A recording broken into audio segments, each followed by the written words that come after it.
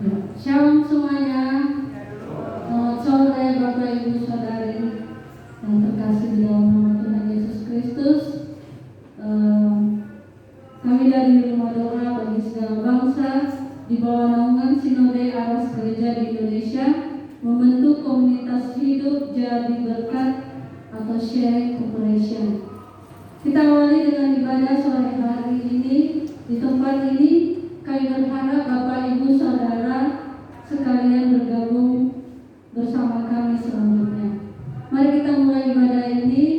Kami persilakan kepada Ibu Lianju untuk memulai ibadah pada sore hari ini.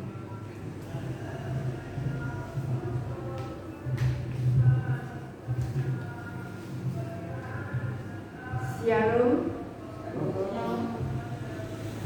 Kita sangat berterima kasih pada Tuhan pada ibadah awal ini yang sudah dimulai pada sore hari ini. Mari kita masuk dalam doa.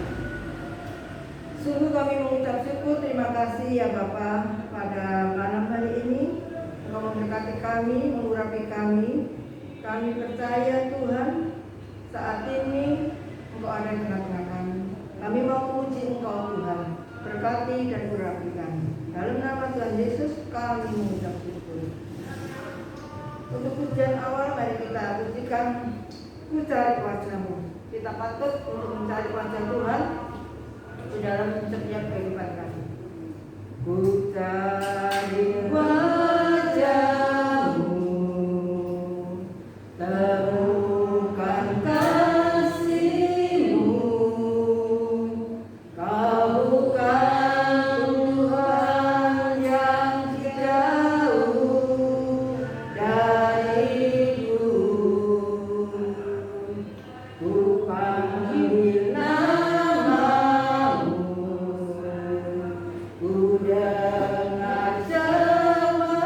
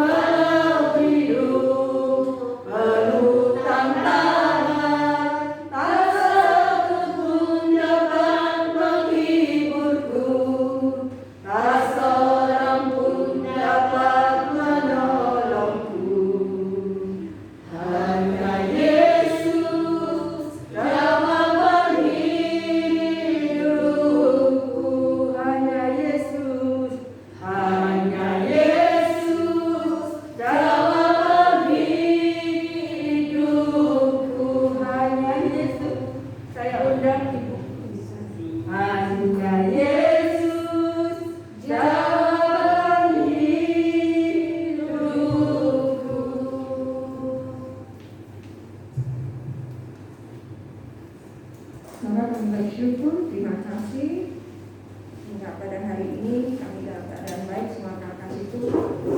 Dan sudah ibadah kami mulai semua Tuhan kuasai hamba-Mu dengan kuasa Roh Kudus Tuhan, sehingga apa yang disampaikan hamba-Mu seturut dengan kebenaran firman. Di dalam nama Tuhan Yesus kami berdoa dan bersyukur. Shalom. Shalom. Apa kabar? Luar biasa. Apa kabar? Luar biasa. Puji Tuhan. Tema kita kali ini berjudul dengan Rise and Be the Light. Rise and Be the Light. Bangkit dan menjadi teranglah. Kenapa saya mengangkat topik ini? Pernah nggak kebayang ketika kita ke kamar mandi, kadang kita asal sudah selesai lupa nggak bersihin cermin yang ada di kamar mandi. Day by day ya. Dari hari ke hari lama-lama yang namanya cermin pasti akan agak kelihatan kabur. Kelihatan kabur, kenapa? Karena kita nggak pernah membersihkan itu. Seperti dengan hati kita. Apa hubungannya dengan tema kita kali ini dengan Rise and Be the Light? Jelas tentu ada persamaannya. Nah, apa hubungannya dengan sikap hati, pikiran kita, perbuatan kita? Selama saya bertobat mengikut Tuhan tahun ini sudah di angka ke 11 tahun. 11 tahun saya tinggalkan semua fasilitas yang diberikan. Lumayan wah ya fasilitasnya saya tinggal. Dengan iman, saya hidup dengan iman, percaya sama Tuhan Yesus. Fasilitas yang lumayan mewah saya tinggal, saya hidup berharap sama Tuhan Yesus. Gimana ya, agak takut sebentar. Aduh, ya apa ya? Tapi saya baca berulang berkali-kali dari kitab Kejadian sampai kitab Wahyu, sampai sekarang ini sudah hampir mau kitab Wahyu lagi. Lebih dari 9 kali bahkan saya sudah selesai baca. Nah, dari sini saya belajar dan saya kuliah teologi MPDK ya. Terus habis itu saya lanjut kuliah doktor teologi di Solo, Surakarta. Nah, saya dari situ saya belajar, oh seperti ini ya. Jadi orang Kristen itu harus seperti ini. Seperti itu ya. Jadi apa hubungannya dengan sikap hati kita, pikiran kita, perbuatan kita? Nah, jelas tentunya kalau kita makin bersekongkol dengan dosa, entah itu dosa kecil, seperti debu yang nempel di cermin-cermin itu. Debunya halus, sedikit nempel, akhirnya jadi susah untuk dibersihkan. Jadi itulah artinya. Jadi semakin lama, meskipun dosa kecil, maka akan menjadi membesar. Nah, saya bisnis emas mini. Saya kadang ke klien saya, customer saya datang, ini kumpulin kecil-kecil, nanti lama-lama akan menjadi bukit. Kalau emas enak ya, lama-lama menjadi bukit. Dari kecil-kecil. Tapi coba kalau dosa, semakin kita dosa kecil, dosa putih, dosa pokoknya nggak masalah deh, nyerempet sedikit, kayak gitu ya. Itu kalau emas nggak apa-apa. Kalau dosa, kita harus ada pemberesan dengan Tuhan. Jadi kita nggak asal dosa kecil nggak apa-apa, kan nggak yang besar, nggak bisa dikatakan begitu. Kenapa? Kalau kita masih bersekongkol dengan dosa, yang namanya dosa ya dosa. Jadi jangan kita mengatakan dosa kecil, jangan ya. Jadi ketika kita lahir baru, jadi bertobat, kita harus merdeka dari apa? Dari dosa. Dari dosa, cepat-cepat bangkit. Jadi rise and be the light. Bangun, bangkit dan menjadi teranglah. Kadang ada orang nih, karena merasa sok suci, lihat orang, pakai bajunya pendek sekali, keluar dari hotel, bahaya ini, waduh, kayak gitu. Kadang kita sibuk menilai orang, ternyata kita lupa sendiri di muka kita ada bedak yang kurang rapi atau ada kotoran apa yang jatuh, kita nggak ngerti. Nah, seperti itulah. Ya, jadi dari situ kita harus belajar. Apa? Kalau kita sering melihat di sekitar kita, nggak suci, nggak ini, nggak itu, nggak apa, itu nggak bible, kayak ini. Sekarang hari ini adalah waktunya semakin singkat, semakin kita merayakan hari ulang tahun kita semakin hari semakin singkat, semakin berkurang. Pertanyaannya adalah, apa yang sudah kita berikan untuk orang tua kita, untuk kakek nenek kita, tetangga kita, sekitar kita, keluarga kita yang memerlukan? Apa kontribusi? Ya, yang terpenting itu apa kontribusi kita untuk negara kita? Apa yang harusnya kita lakukan sebagai orang-orang percaya? Karena apa? Orang Kristen harus menjadi berkat, harus menjadi terang. Jadi itu. Jadi stop untuk menghakimi. Yang penting kita harus fokus. Apa nih? Mau kerjain apa ya? Saya kapan hari 2017, Tuhan kiranya saya ini nanti mau jadi apa ya? Mau apa ya? Saya kan ditanyai sama teman saya, dosen saya, profesor saya, cita-citanya jadi apa? Kan seperti itu. Seperti kita sama Tuhan. Aku jadi orang Kristen, labelnya sabar, harus kasih, harus menjadi berkat, harus menjadi terang. Kira-kira kita mau harus kayak gimana ya? Tuhan, kita tanya, Tuhan saya mau melakukan apa ya kira-kira? Seperti itu. Karena apa? Kita hidup di dunia ini sebenarnya hanya seperti mampir minum, seperti debu, sekilas terlihat dan akhirnya hilang, gak jelas. Seperti itu. Jadi kadang habis kesini naik mobil, kesana naik apa, makan kemarin pakai daging, sekarang mau makan tempe, jalani aja. Mau cantik, ganteng, perawatan ke salon, habis 2M sekali duduk, tetap aja kalau mati ya pun jadi jasad, ya kan? Siapa yang mau nemeni? Duduk di setia gitu, nungguin, jagain kita, gak akan mungkin ya kan? Mesti akan ada waktunya segala sesuatu ya. Sebab ada tertulis dalam Matius 5 ayat 8, berbahagialah orang yang murni hatinya, mereka akan mengenal Allah. Arti mengenal itu sama dengan melihat Allah. Rise and be the light, bangkit dan menjadi teranglah. Pertanyaannya, apakah itu sulit? Apakah itu sulit? Saya rasa jadi orang Kristen itu gak gampang, susah. Mau ditabok mulutnya, mau difitnah, mau ditipu, dicuri, diludahin, difitnah, dijuluki miskin atau apa? Cingkrung, kurus kering. Nah, kita difitnah ya pelacur atau dibilang apa? Oh, gak di Natal atau apa sembarang guys. Pokoknya kita harus telan aja ya, difitnah, di apa, telan aja. Itulah Kristen sesungguhnya. Kita nggak bisa balas. Nah, kenapa? Karena disitulah make long duration in supremely blessing, sehingga patut diucapin selamat. A grace words bagi orang-orang tebusan Kristus. Ada 9 makarios yang diawali dengan Matius 5 ayat 3. Berbahagialah orang yang merasa tidak berdaya dan hanya bergantung pada Tuhan saja. Mereka adalah anggota umat Allah. Poor in spirit, orang yang miskin rohani. Karena apa? Suci dan kudus adalah media manusia bisa berkomunikasi dengan Allah. Mazmur 24 ayat 3 hingga 6. Siapakah yang boleh naik ke bukit Tuhan dan masuk ke dalam rumahnya? Orang yang tidak bercela pikiran dan perbuatannya, yang tidak bersumpah palsu dan tidak menyembah berhala, dialah yang akan diberkati dan diselamatkan Tuhan dan dinyatakan tidak bersalah oleh Allah. Begitulah orang yang datang menghadap Allah, yang datang menyembah Allah Yakub. Jadi kenapa kita harus hidup suci dan kudus? Sehingga kita menjadi terang. Karena apa?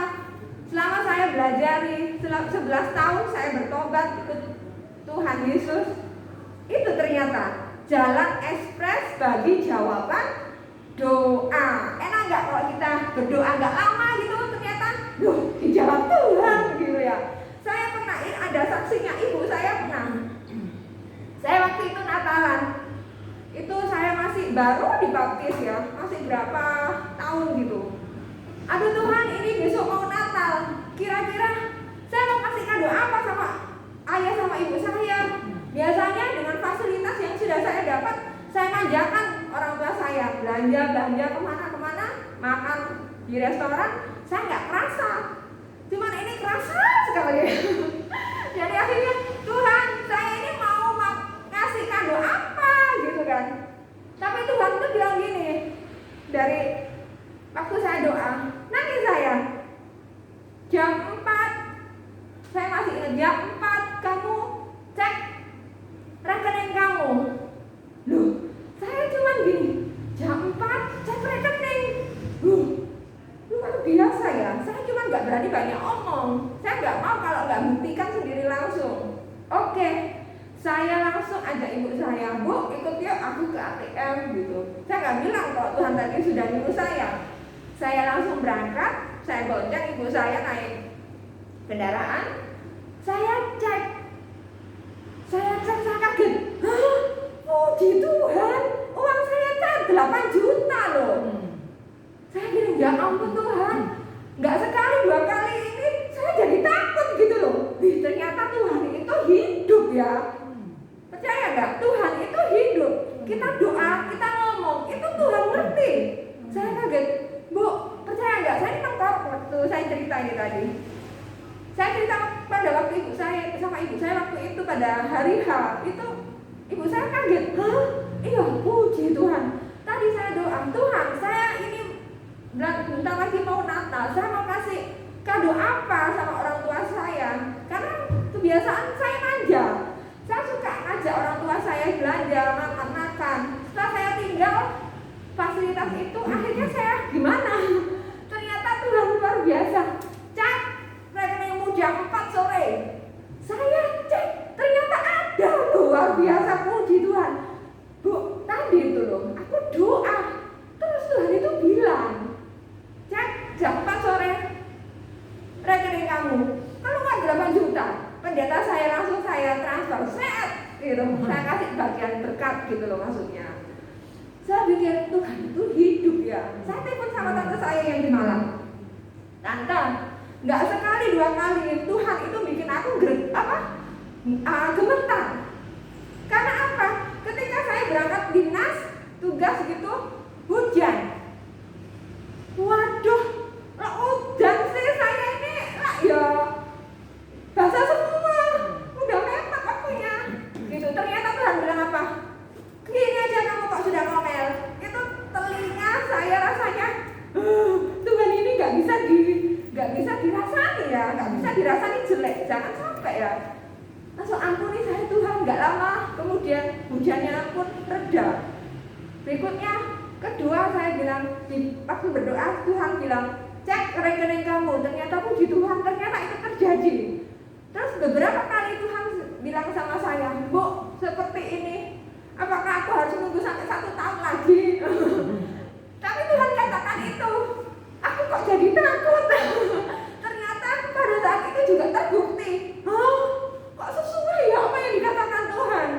Ketika saya di luar pulau, Tuhan, saya kalau masih usia sekian, kalau di daerah terpencil, gimana rasanya saya ingin kuliah lagi, S2. Saya sudah ada bekal. Tuhan bilang ke saya itu lagi nggak posisi berdoa, tapi saya berusaha. Setiap kali saya melangkah, saya pasti katakan, haleluya, darah Yesus, haleluya, darah Yesus. Tapi Tuhan katakan apa waktu itu saya lagi di depan pintu pas, di depan kantor ruang guru. Nanti ada anakku yang bantuin kamu bisa dapatkan sekolah terbaik. Saya kaget. Saya juga tes dan hasilnya juga memang bagus. Tapi ya benar terjadi, disarankan. Saya nggak pernah menyangka siapa yang akan menyarankan saya. Kadang kalau nggak ada kita dikasih saran, kita nggak ngerti kan. Masuk di tempat ini loh, itu bagus sekolahnya, ngobrol-ngobrol. Saya coba, saya kasih lamaran saya di situ. Terjadilah saya masuk di situ. Saya juga luar biasa Tuhan itu. Terus habis begitu, berikutnya, Tuhan, aku sudah 2 tahun di sini sambil kuliah S2. Saya sudah 2 tahun di sini, rasanya Tuhan, aduh, aku nggak kuat, gitu, bener nggak kuat. Bisa otak saya jadi rusak. Kenapa? Karena lingkungan ya nggak sehat. Kalau kita terusin, bahaya.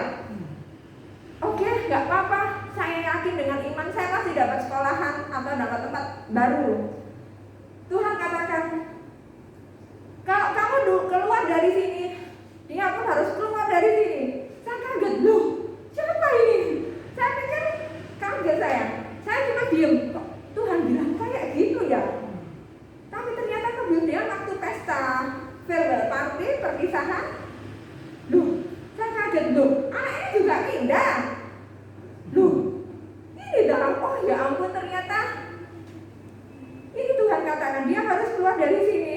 Aduh Tuhan, ampuni saya sudah mengampuni semua orang-orang. Dan itu saya berdoa lagi sama Tuhan, Tuhan, saya mau kemana? Setiap kali saya melangkah, saya selalu minta sama Tuhan, karena saya yakin Tuhan itu hidup, bisa mendengar kita. Amin. Nah, seperti itu. Jadi dengan seperti cermin, kita harus menyucikan hati kita. Ada kesaksian juga Bapak Ibu ketika saya, harusnya saya harus bayar asuransi 500.000. Tuhan tolong, ini aku gak bisa. Ternyata gak lama, pada saat itu juga, ting, saya mau ambil kursus Bu. Saya langsung transfer ya Bu. Puji Tuhan. Seperti itu Bapak Ibu. Jadi apa? Saya bukan berarti orang kudus ya. Saya masih banyak berdoa dan ya masih ada dosa karena saya masih manusia. Tapi saya tetap bangkit ketika saya marah. Kadang jengkel, mana sih orang ini? Tapi Tuhan ampuni saya. Saya tadi sudah marah-marah, sudah sungut-sungut gitu. Jadi saya cepat-cepat ambil posisi, saya doa. Saya minta. Saya ketika sampai tidur setiap hari doa puasa. Saya doa puasa setiap hari. Saya berdoa sama Tuhan. Seperti Tuhan jawab doa saya sampai nangis. Tuhan terima kasih, ini saat saya betul-betul butuh. Karena iman saya dari awal mengikut Tuhan. Saya percaya iman saya kepadamu ya Tuhan Yesus. Saya hidup dengan iman. Saya hidup bukan dengan uang tapi dengan iman. Nah, iman saya seperti itu. Tuhan itu ATM saya. Ternyata pada saat butuh itu ternyata kling, Bu, saya mau ambil kursus, sudah saya transfer. Loh, gak kenal sama saya loh. Gak kenal sama saya. Tiba-tiba tanya, nomor rekeningnya berapa Bu? Saya akan segera transfer. Kaget saya. Kadang orang aja mikir-mikir ini kan online, kursus online, percaya nggak sama kita? Nggak pernah ketemu bukanya ya kan? Secara fisik nggak pernah ketemu, tiba-tiba klik, puji Tuhan. Itu semua karena kasih dan kemurahan Tuhan. Kalau kita benar-benar, yuk kita belajar nyadar Gusti aja deh, gitu ya. Jadi kita tahu bahwa Allah tidak mendengarkan orang berdosa, melainkan orang yang menghormati Allah dan melakukan kehendaknya. Yohanes 9 ayat 31. Jadi dikatakan bahwa kenapa kita harus hidup suci dan kudus, sehingga kita menjadi terang, karena suci dan kudus adalah jalan ekspres bagi jawaban doa. Amin. Amin. Jadi soro ya, susah ya jadi orang Kristen. Saya katakan iya, gak gampang. Ketika saya kuliah, saya habiskan waktu dari berangkat pagi, saya ngajar, saya kasih kursus, malamnya saya kuliah, pulang setengah 10, jam 10 nyampe rumah. Orang gak pernah ketemu sama saya. Mesti pikirannya aneh, ini orang kok pulangnya berangkat pagi, pulang malam. Sampai saya pernah waktu itu ada ibu saya saksinya, saya dibilang, pelacur ini. Loh iya benar, tapi di saat itulah saya tidak boleh menampar, saya nggak boleh nuntut, saya nggak boleh marah. Ada, kita lagi makan pagi, ayah saya makan, ibu saya makan bareng. Tiba-tiba ada orang yang saya kasih pinjam uang, tolong dong aku pinjam, oke ini tak kasih, gitu. Ternyata balasannya begitu. Nah itu loh yang dipakai Tuhan untuk melihat hati kita ya. Saya langsung gini, ini loh pelacur. Saya dibilang gitu loh, pagi-pagi banyak orang di depan umum lagi. Saya cuma tapi ibu saya selalu menguatkan saya, biarin, diem. Ya saya manut, saya diem aja. Ya kan, mau dibilang apa, telan aja. mau disakiti telan aja, ditipu orang telan aja deh, cuma uang. Kan lebih baik kita yang ditipu daripada kita yang nipu, bener nggak itu? Saya bisa loh lapor, Mas, saya punya saudara polisi, sepupu saya, Mas, aku dibilang gini, bisa aja orangnya diborgol bawa sudah, di handphone kan ada bukti, tapi enggak, karena di dalam Kristus kita nggak diajarin begitu. Kalau kamu ditampar pipi kiri, berilah pipi kananmu. Jadi artinya kita tidak boleh balas membalas. Saya belajar itu berapa tahun, 11 tahun saya rasanya nangis. Aduh, dibilang kayak gitu, sakit rasanya. Nangis saya, aduh Tuhan, kayak gitu. Tapi puji Tuhan, akhirnya dari situ mau dibilang apa, mau dibilang baik, mau dibilang apa, rasanya nggak perlu dimasukkan hati, yang penting Tuhan aja yang di dalam hati. Kenapa? Kalau kita semakin mendengar omongan itu, kalau nggak enak ya sakit, kalau enak ya kita paling jadi tinggi hati. Jadi Yosua 3 ayat 5, Yesus berkata kepada umat Israel, hendaklah kalian menyucikan diri, sebab besok Tuhan akan mengadakan keajaiban di tengahmu. Yohanes 6 ayat 27, janganlah bekerja untuk mendapatkan makanan yang bisa habis dan busuk, bekerjalah untuk mendapat makanan yang tidak bisa busuk dan yang memberi hidup yang sejati dan kekal. Makanan itu akan diberikan oleh Anak Manusia kepadamu, sebab ia sudah dilatih oleh Allah Bapa. Kemuliaan di hari Allah bukan jalan dan kau seberangi sungai Yordanmu. Saya baca Alkitab, puji Tuhan saya punya ibu yang benar-benar melatih saya. Habis makan, habis bangun, doa. Kemana pun dijawab, sudah baca Alkitab. Kalau di gereja, saya agak capek gitu apa gimana, habis ngajar. Berdiri yang cepet, yang benar. Suaranya harus semangat. Ayo. Itu saya udah lulus dokter kok Bapak Ibu. Tapi itu saya nggak sakit hati. Itu memang harus. Karena Allah kita yang baik, yang cinta kita, yang sayang sama kita, mesti akan negor kita enggak. Walaupun itu kesalahannya menurut kita Allah sangat biasa. Tapi ditegur, rasanya nggak ada damai ya kan. Saya bilang, sebentar ya, saya masih OTW, padahal masih pakai baju. Itu aja rasanya, Tuhan, kamu tadi ngomong apa? OTW itu di jalan loh. Kamu pakai baju masih di rumah, loh. Bilang aja masih pakai baju. Gitu, ibaratnya seperti itu. Jadi itulah kenapa kita harus hidup suci dan kudus. Suci bukan berarti kita nggak boleh kotor-kotor, itu bukan. Maksudnya hati kita.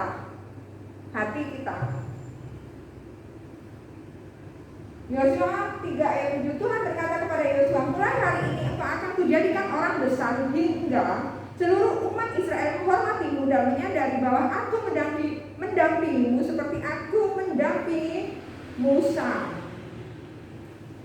Dari sini akan tetapi kita tahu bahwa anak Allah telah datang dan telah mengaruniakan pengertian kepada kita supaya kita mengenal Allah, supaya kita mengenal yang benar, dan kita ada di dalam yang benar, di dalam anaknya Yesus Kristus. Dia adalah Allah yang benar dan hidup yang kekal. Mengenal yang benar, dengan mengenal Tuhan kita akan mengenal yang benar. Kata Yesus padanya, akulah jalan dan kebenaran dan hidup. Aku adalah jalan, aku adalah kebenaran, aku adalah hidup. Tidak ada seorang pun yang datang kepada Bapa kalau tidak melalui aku. Efesus 2 ayat yang 19 hingga 22. Demikianlah kamu bukan lagi orang asing dan pendatang, melainkan kawan sewarga dari orang-orang kudus dan anggota-anggota keluarga Allah yang dibangun di atas dasar para rasul dan para nabi dengan Kristus Yesus sebagai batu penjuru. Di dalam Dia tumbuh seluruh bangunan rapi tersusun menjadi bait Allah yang kudus di dalam Tuhan. Jadi segala tulisan yang diilhamkan Allah memang bermanfaat untuk mengajar, untuk menyatakan kesalahan, untuk memperbaiki kelakuan, dan untuk mendidik orang dalam kebenaran. Kalau kita hidup benar, rasanya itu beda. Jelas ada damai sejahtera, karena intimidasi setan, iblis, dan dosa itu enggak mengintervensi kita. Kadang, aduh ini tadi dosa enggak ya? Seperti itu. Gak ada damai. Jadi kalau semuanya urusan kita buat beres, kita saat teduh, ini tadi kerjaan dari pagi, kemudian ini. Oke, sudah sesuai Alkitab, sudah sesuai perintah Tuhan, sudah based on the Bible. Oke, sudah benar. Rasanya nyaman. Tapi coba kalau kita bisnis atau kerja pakai tuku-tuku, rasanya pakai kuda-kuda, rasanya nggak enak juga ya. Dimakan dia nggak enak, ada ganjel gitu ya. Tetapi apabila hati seorang berbalik kepada Tuhan, maka seluruh itu diambil daripadanya, sebab Tuhan adalah roh, dan di mana ada roh Allah itu, di situ ada kemerdekaan. Tetapi tanpa iman tidak mungkin orang berkenan kepada Allah, sebab barang siapa berbalik kepada Allah, ia harus percaya bahwa Allah ada, dan bahwa Allah memberi upah kepada orang yang sungguh-sungguh mencari Dia. Jadi apa keuntungan tinggal di dalam yang benar? Tinggal bersama Tuhan Yesus. Dari Wahyu 3 ayat 20, lihat, aku berdiri di muka pintu dan mengetok. Jikalau ada orang yang mendengar suaraku dan membukanya, dan membukakan pintu, aku akan masuk mendapatkannya, dan aku makan bersama-sama dengan dia, ia bersama-sama dengan aku, dan kita pun menjadi milik Bapa. Berdasarkan Yohanes 15 ayat 7, doa-doanya dijawab Tuhan Yesus. Jikalau kamu tinggal di dalam aku dan firman-Ku tinggal di dalam kamu, mintalah apa saja yang kamu kehendaki dan kamu akan menerimanya. Imani Bapak Ibu, Yohanes 15 ayat 7. Dan kita pun hidup berdamai dengan semua orang. Karena apa? Kita nggak boleh fitnah, kita nggak boleh berbohong, kita nggak boleh ini itu yang jelek-jelek. Jadi di mana ada kebenaran pasti ada damai sejahtera. Jadi mendapatkan apa? Hidup yang kekal. Jadi aku berkata kepadamu, sesungguhnya barang siapa mendengar perkataanku dan percaya dengan kepada Dia yang mengutus aku, ia mempunyai hidup yang kekal dan tidak turut dihukum, sebab ia sudah pindah dari dalam maut ke dalam hidup. Dan kita pun hidup dalam kebenaran. Hidup di dalam kebenaran dengan apa? Belajar dengan rendah hati. Serendah-rendahnya sampai delosor kalau saya bilang. Ya, sampai delosor serendah-rendahnya, sampai orang pun nggak ngerti mau nyari kesalahan dia dari mana ya untuk jatuhkan dia. Udah nggak ada lagi satu titik yang dia ambil untuk merendahkan kita, karena kita sudah merendahkan serendah-rendahnya. Jadi gaya hidup orang percaya, kita miskin agar menjadi kaya, mati agar memperoleh hidup. Mati apa? Difitnah, diam aja. Ditipu, jangan nggak apa-apa, yang penting aku bukan yang nipu. Dimanfaatin nggak apa-apa, berarti aku bermanfaat, yang penting aku nggak manfaatin orang. Dicurangin, ada apa-apa, seperti itu. Jadi melepaskan agar memperoleh, rendah hati agar ditinggikan, based on the Bible. Jadi waktunya sudah semakin singkat Bapak Ibu. Jadi harus semakin balik lagi, total, benar-benar berdasarkan Alkitab. Roma 12 ayat 2, janganlah kamu menjadi serupa dengan dunia ini, tetapi berubahlah oleh pembaruan budimu, sehingga kamu dapat membedakan manakah kehendak Allah, apa yang baik, yang berkenan kepada Allah, dan yang sempurna. 2 Korintus 5 ayat 15, dan Kristus dalam hati untuk semua orang, supaya mereka yang hidup tidak lagi hidup untuk dirinya sendiri, tetapi untuk Dia yang telah mati dan telah dibangkitkan untuk mereka. Jadi tidaklah pantas ya bagi orang Kristen, oh ini semuanya karena saya, oh dia bisa ya karena saya, ini aku bantu, ini aku support, itu karena saya, karena jabatan saya, karena saya, kekayaan saya, uang saya, nama saya. Jangan lupa loh, kita ini memang jadi orang Kristen ya memang harus begitu. Enak kan? Saya itu kalau boleh ditiru ya, boleh dicontek lah. Kalau saya bantuin orang, jangan bilang-bilang loh ya, ini tak bantuin, tak tolongin. Tapi ibu gak usah bilang-bilang. Gak usah bilang-bilang dalam arti apa? Oh, Bu Surya itu loh sering bantuin aku. Kenapa? Ya itu, wah saya nanti gak dapat upah. Karena apa? Sudah disombong-sombongin. Ya kan? Jadi kita ngasih bungkus, kita kadang ngasih apa ya, bantuan, ya bisa ngajarin anaknya, bisa ngomong bahasa Inggris. Saya di kantor cabang saya ada beberapa yang saya buat free, saya kasih gratis. Tolong nggak usah bilang ini amal saya. Kalau saya bilang, wah takutnya nanti saya jadi sombong. Karena apa? Wah dia julukan nih, musuhnya tuh baik ya ternyata. Terus akhirnya kita jadi, aku baik nih, dicap orang baik nih. Kan jadi takutnya saya ini malah jadi sombong. Nah itu nanti malah mau doa susah banget ya. Nah, seperti itu. Jadi semuanya ini tidak ada gunanya jika kita tidak berjalan bersama Tuhan. Karena Tuhan mengatakan apa? Rendah hati. Ya kan? Jadi kita harus rendah hati. Kalau kamu memberi, berikan dengan apa? Dengan ucapan syukur. Kamu bersyukur. Karena memang kamu adalah berkat. Jadi kalau kamu kaya, kamu diperkaya Tuhan, kamu harus membantu orang menjadi kaya. Enaknya kalau jadi anak Tuhan ya, nurut aja wis. Tapi memang agak, pergumulan banget ya, karena kita masih, dicubit ya sakit ya, wajar lah aku difitnah marah, gitu kan. Tapi itulah enaknya. Selama kita, iya ya, ngalah aja ternyata enak ya, telan aja, sudahlah. Kadang orang, lupakanlah itu urusan Tuhan. Sucikan hati aja, tunduk aja sama Tuhan. Jadi enak, malah urusan gak akan ribet ya. Sedikit kalau saya bilang, aku gak terima kalau aku jadi kamu, saya langsung gak terima, tak laporin. Mau apa? Itu hak saya. Iya sih, betul. Ya itu hanya mereka kalau mau pakai itu. Kalau saya sendiri, gak lah. Memang terus kita prakteknya dari firman Tuhan apa kalau kita harus rendah hati? Terus kita harus gimana? Ya harus back to the Bible. Ternyata kita nggak boleh membalas. Kalau kita membalas kejahatan dengan kebaikan, kita baik. Kalau kita membalas kejahatan dengan kejahatan, kita sama saja dengan sami mawon. Amin. Jadi sucikan hati kita, tunduk dan patuh. Itu yang saya pelajari. Tunduk dan patuh dan sucikan hati. Kalau kita berdoa, Tuhan berikan aku hati yang rendah hati. Besoknya kita difitnah orang. Ya itulah jawaban doa. Gak harus kita tiba-tiba langsung jadi senyum sendiri. Kita harus praktek ya ternyata. Gitu. Oke.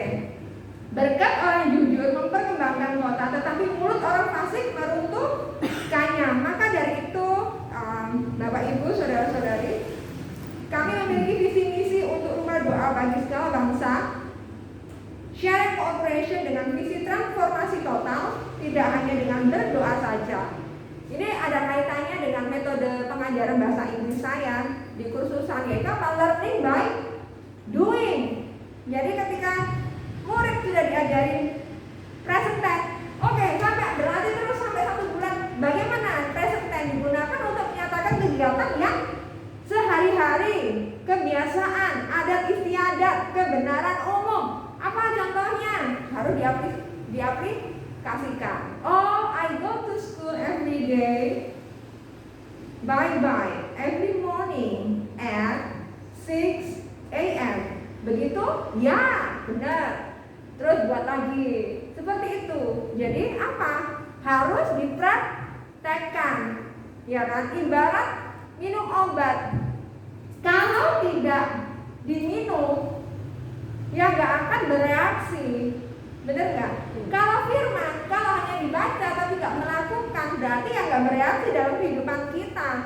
Ketika kita baca, kita harus mengasihi. Di teratu orang langsung balik teratu. Ya gak ngompan firman Tuhan tadi yang mengatakan apa? Gak boleh membalas kejahatan dengan kejahatan. Jadi inilah panggilan kita sebagai murid Kristus sesuai dengan karunia masing-masing, yaitu dapat menjadi saluran berkat kepada orang lain, seperti orang lumpuh tersebut dapat diperdayakan dari kelumpuhan dan tidak meminta sedekah lagi setelah percaya nama Yesus.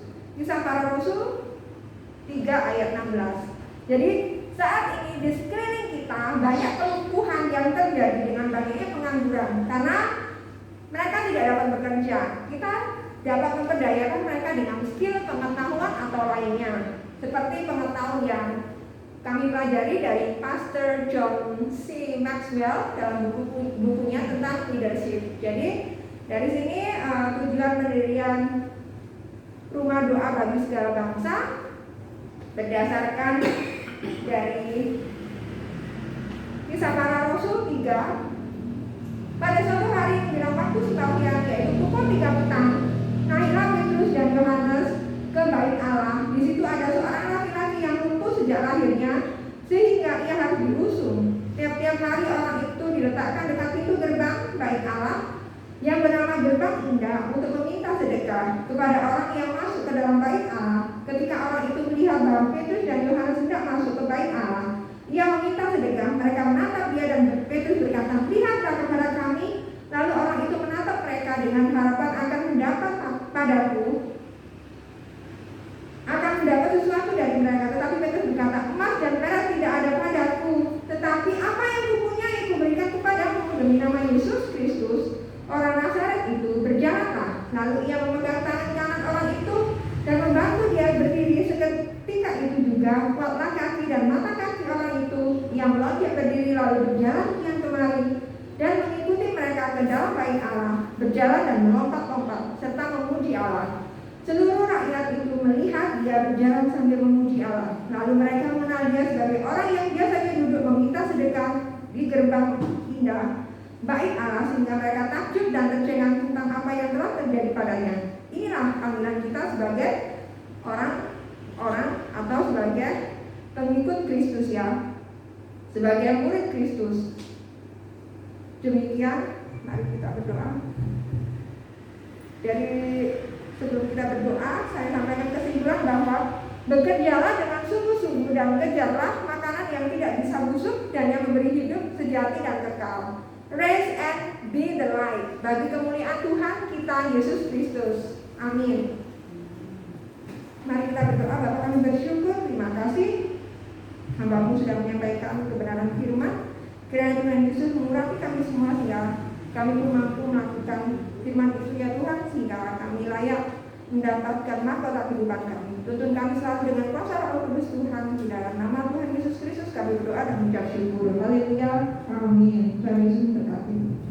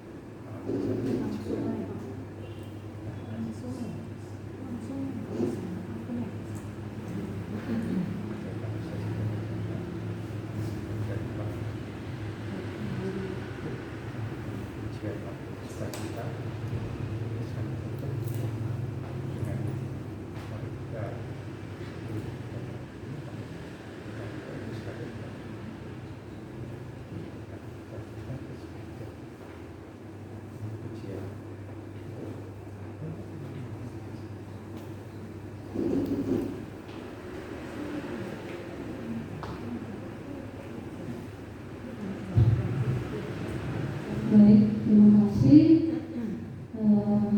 Saatnya kita akan masuk dalam sesi tanya jawab. Untuk sesi tanya jawab, sebelumnya kita akan menyanyikan lagu pujian satu pada Ibu Yojo.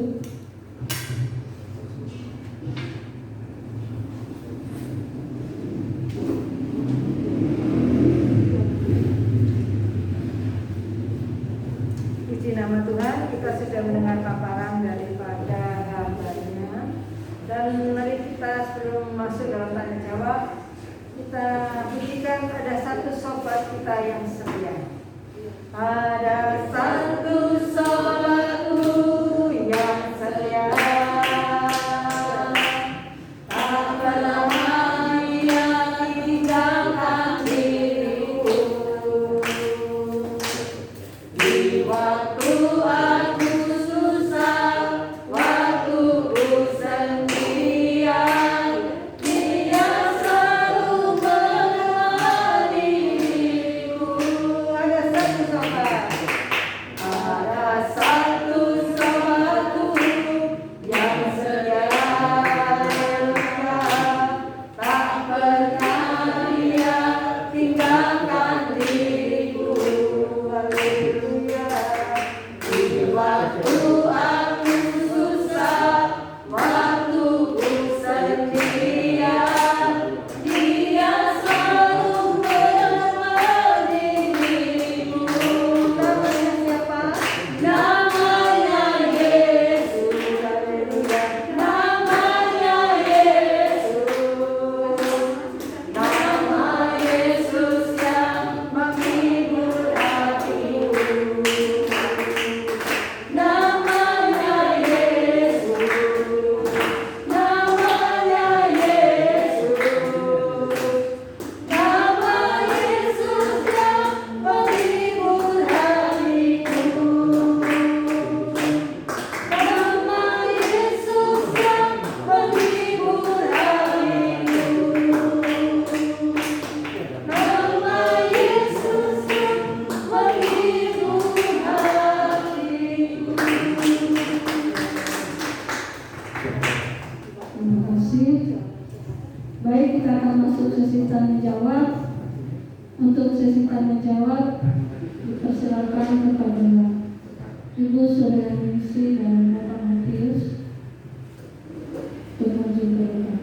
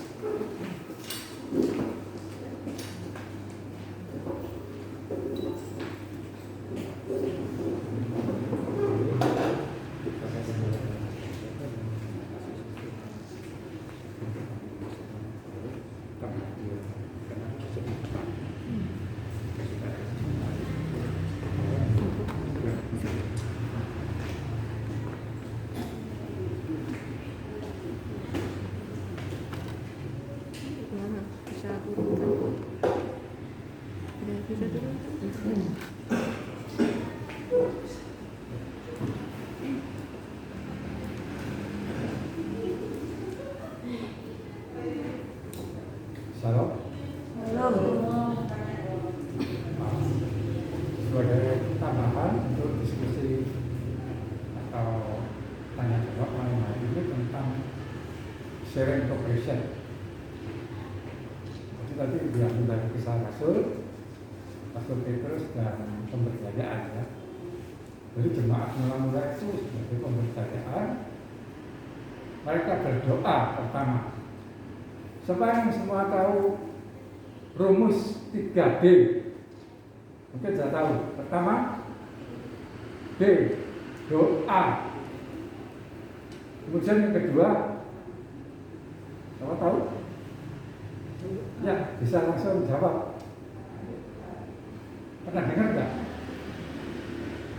Jadi, di kisah Rasul itu ada rangkaian, maka mereka berdoa, ya kan?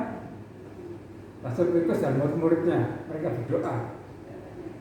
Kemudian yang kedua, mereka diberdayakan oleh Roh Kudus. Jadi dia yang kedua, gaya. Terus yang ketiga apa kira-kira? Ya, doa, gaya,